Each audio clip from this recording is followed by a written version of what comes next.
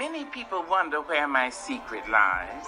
I'm not cute or built to suit a fashion model size. When I start to tell them, they think I'm telling lies. I say, it's in the reach of my arms, the span of my hips, the stride of my step, the curl of my lips. I'm a woman, phenomenally. Maya Angelou by Lisa Sanders. Margaret Annie Johnson was born on April 4, 1928 in St. Louis, Missouri, the second child of Bailey Johnson, a doorman and a Navy dietitian, and Vivian Johnson, a nurse and a car dealer. Angelo has one older brother. His name is Bailey Jr., and he is 1 year older. Margaret enjoyed a close relationship with her brother. He was unable to pronounce her name because he stuttered. Bailey called her Mai for my sister. A few years later, when he read a book about Maya Indians, he began to call her Maya, and the name stuck. When Maya was 3 years old, her parents divorced and her father sent her and her brother to live with their grandmother, Annie Henderson, in a small town in Stamps, Arkansas. In Stamps, Angelo experienced a racial discrimination that was the legal and first way of life in the American South. But she also absorbed the deep religious faith and old-fashioned courtesy of a traditional African-American life. Angelo's father came to Stamps without notice to return them to their mother's care. At the age of 7, while visiting her mother in Chicago, she was sexually molested by her mother's boyfriend. Too ashamed to tell any of the adults in her life, she confided in her brother. When she later heard the news that an uncle had killed her attacker, she felt that her words had killed the man. She fell silent and did not speak for 5 years. Shortly after the murder, Angelou and her brother were sent back to Stamps to live with their grandmother.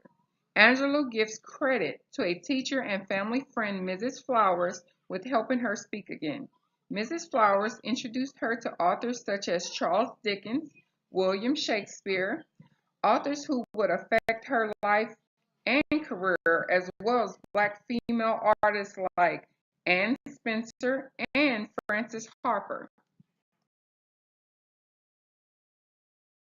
In 1942, at the age of 14, Maya and her brother rejoined their mother, who had since moved to Oakland, California. Maya attended Mission High School. She dropped out of school in her teens to become San Francisco's first African-American female cab driver. She later returned to high school, but became pregnant in her senior year and graduated a few weeks before giving birth to her son Clyde, who later changed his name to Guy. She left home at 16 and took on the difficult life of a single mother, supporting herself and her son by working as a waitress and cook. But she had not given up on her talents for music, dance, performance, and poetry. In 1950, she married Tosh Angelos, a Greek sailor, but the marriage lasted only a few weeks. After her marriage ended, she took modern dance classes and met dancers and choreographers Alvin Ailey and Ruth Beckford. Angelou and Ailey formed a dance team calling themselves Al and Rita. They performed modern dance at fraternal Black organizations throughout San Francisco, but never became successful.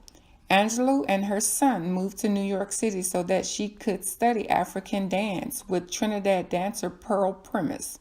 A year later, they moved back to San Francisco. In 1954, she danced professionally in clubs around San Francisco, including the nightclub The Purple Onion, where she sang and danced calypso music. Up until that point, she went by the name of Margaret Johnson or Rita, but at the strong suggestion of her managers and supporters at The Purple Onion, she changed her professional name to Maya Angelou, a distinctive name that set her apart and captured the feel of her calypso dance performances. During 1954 and 1955, Angelou toured Europe with a production of the opera Porgy and Bess. She began her practice of trying to learn the language of every country she visited, and in a few years she gained knowledge in several languages. In 1957, Angelou recorded her first album, Miss Calespo, which was reissued as a CD in 1996. She appeared in an off-Broadway revue that inspired the film Calespo Heat Wave, in which Angelou sang and performed her own compositions. In 1959, Angelou moved to New York, became friends with prominent Harlem writers, and got involved with the civil rights movement. In 1961, she moved to Egypt with a boyfriend and edited for the Arab Observer. After leaving her boyfriend, she headed to Ghana, where a car accident severely injured her son. While caring for her son in Ghana, she took a job at the African Review, where she stayed for several years. Her writing and personal development flourished under the African culture renaissance that was taking place. Maya Angelou returned to America in 1964 with the intention of helping Malcolm X build his new organization of African American unity. Shortly after her arrival in the United States, Malcolm X was assassinated and his plans for a new organization died with him.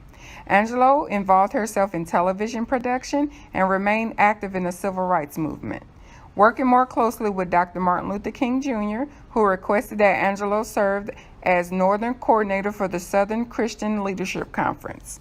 His assassination, following on her birthday in 1968, left her devastated. With the guidance of her friend, the novelist James Baldwin, she found comfort in writing and began to work on the book that would become I Know Why the Caged Bird Sings. The book tells the story of her life from her childhood in Arkansas to the birth of her child.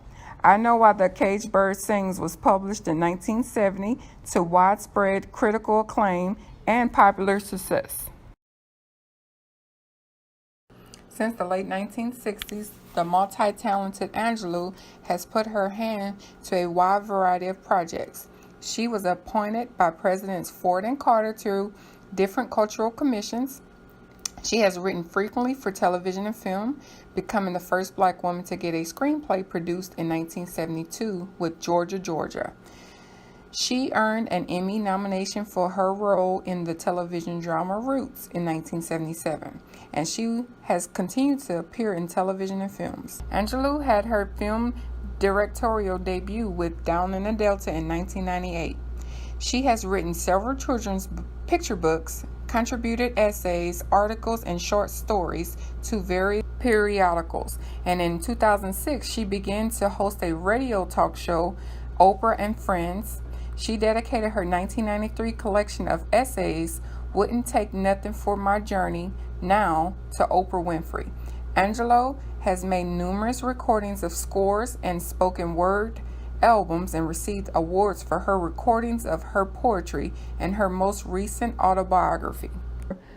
President Clinton requested that she compose a poem to read at his inauguration in 1993. Angelou's reading of her poem On the Pulse of the Morning was broadcast live around the world. The list of her published works includes more than 30 titles. These include numerous volumes of verse, beginning with Just Give Me a Cool Drink of Water Before I Die, 1971. Books of her stories and essays include Wouldn't Take Nothing for My Journey, Now, 1993, and Even the Stars Look Lonesome, 1997. She continued a compelling narrative of her life in the books Gathered Together in My Name, 1974, Singing and Swinging and Getting Married Like It's Christmas, 1976, The Heart of a Woman, 1981, All God's Children Need Traveling Shoes, 1987, and A Song Flung Up to Heaven, 2002. In 2013, at the age of 85, Angelou published the seventh autobiography in her series titled Mom and Me and Mom, that focuses on her relationship with her mother. Maya Angelou was honored by universities, literary organizations, government agencies, and special interest groups.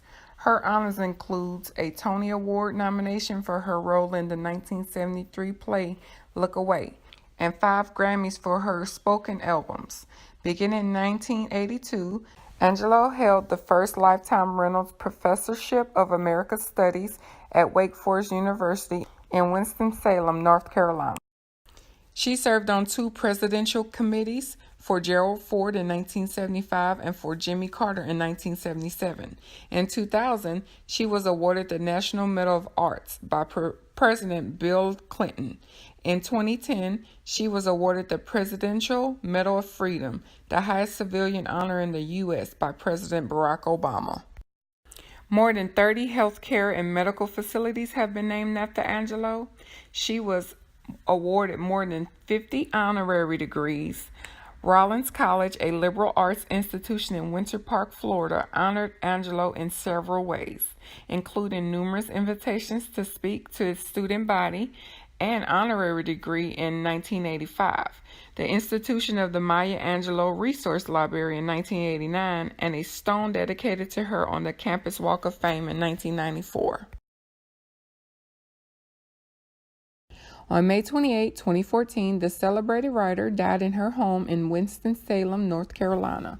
Although Angelo had reportedly been in poor health and had canceled recent scheduled appearances, she was working on another book, an autobiography about her experiences with national and world leaders. The service was attended by personalities such as Oprah Winfrey, Bill Clinton, and Michelle and Barack Obama. During her memorial service at Wake Forest University, her son Guy Johnson stated that despite being in constant pain due to her dancing career and respiratory failure, she wrote 4 books during the last 10 years of her life. He said she left this mortal plane with no loss of acuity and no loss in comprehension.